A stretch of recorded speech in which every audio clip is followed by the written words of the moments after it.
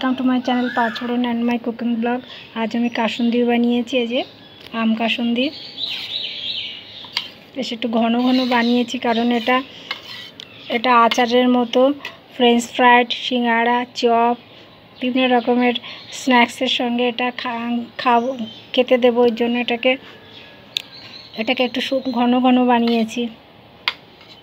আম দিয়ে বানিয়েছি। আমটাকে গ্রেট করে নিয়ে সরিষাটাকে মিক্সারে গ্রাইন্ডারে পিষে নিয়ে তারপরে এটা বানিয়েছি।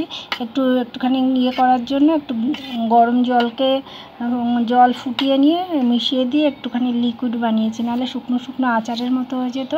এই জন্য জল দিয়েছি একটু, দিয়ে বানিয়ে রেখেছি। এটাকে প্রিজার্ভ করে রাখবো ভিনিগার দিয়ে, অনেক দিন খেতে পারবো।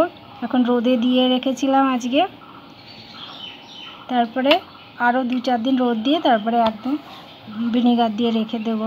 অনেক দিন খাবো, নাহলে নষ্ট হয়ে যায়। কেমন লাগলো আমার কাসুন্দি, আম কাসুন্দি? বাড়িতে সবাই ট্রাই করবেন। ভালো থাকবেন, সুস্থ থাকবেন। সবাইকে ধন্যবাদ জানিয়ে ভিডিওটি এখানে শেষ করলাম। নমস্কার।